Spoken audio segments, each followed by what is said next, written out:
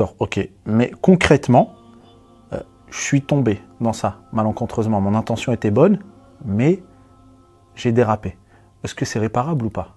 Est-ce qu'il y a des solutions? Donc, la relation, elle a mal commencé, c'est bien ça? Non, la relation a bien commencé avec des bonnes intentions. Malheureusement, on a glissé. D'accord. Donc, il y avait une bonne intention, mais voilà, ils sont tombés dans des choses qui sont interdites. Voilà. Très bien. Bien évidemment que c'est réparable. Alhamdulillah, Allah tabarak wa ta'ala, il est pardonneur et miséricordieux. Et nous, on n'est pas là pour jeter des pierres sur le pécheur. Au contraire, là, notre intervention, elle a pour objectif justement de tendre la main, de donner des solutions. On va essayer d'en apporter beaucoup, Inch'Allah. Et aussi de montrer, mettre en évidence que le haram, c'est du faux. C'est un monde d'illusions, c'est faux, que du faux, qu'on nous brasse du faux, on nous propose que du faux, tu vois, à travers les réseaux sociaux, etc. Donc, ça se répare, bien évidemment. Ok. Alors, ça se répare, même si j'ai commis la fornication, même si j'ai commis zina, ça se répare, ça? Très bien. Quand je disais ça se répare comment? Déjà par un repentir sincère. D'accord? Il faut se repentir hein, du péché que j'ai fait. Je l'ai embrassé, je suis parti plus loin. Ne serait-ce que tu es en train comment dirais-je, de parler avec elle, sa famille elle n'est pas au courant. Tu vois? Parce que n'oublie pas une chose, hein, depuis tout à l'heure on est en train de dire quoi? Qu'il sort avec elle, qu'il parle avec elle dans les réseaux sociaux, sur le téléphone, etc. Mais en fait, le problème, il est dans quoi? Dans le fait qu'il s'isole avec elle. Et le prophète, sallallahu alayhi wa sallam, il nous a enseigné que lorsqu'un homme et une femme, ils sont seuls, le troisième qu'avec eux, c'est Shaitan, c'est le diable. Et il va tout faire pour leur embellir le haram, le normaliser. Il va prendre son temps. Tu vois? Donc eux, ils doivent quoi?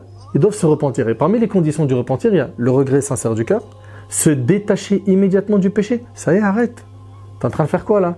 Tu lui parles au téléphone, tu la vois, tu vas l'embarquer en voiture, tu vas je ne sais où en week-end, ou vous allez faire des folies ensemble. Arrête. Crains ton Seigneur et peur d'Allah subhanahu wa ta'ala.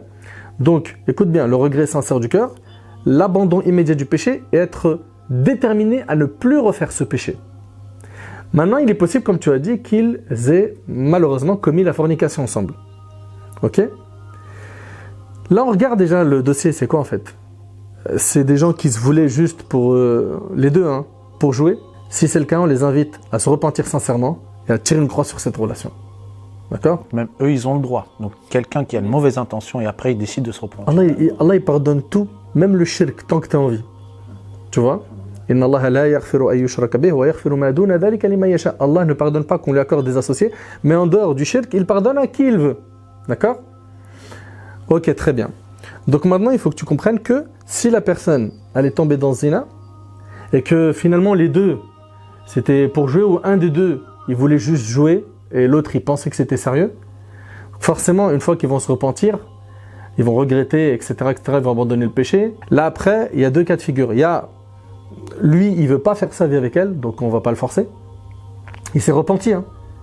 Mais il se voit pas se marier avec elle. Tu vois, c'est triste de parler de ça. Ça fait mal, tu vois. Et des fois, c'est l'inverse.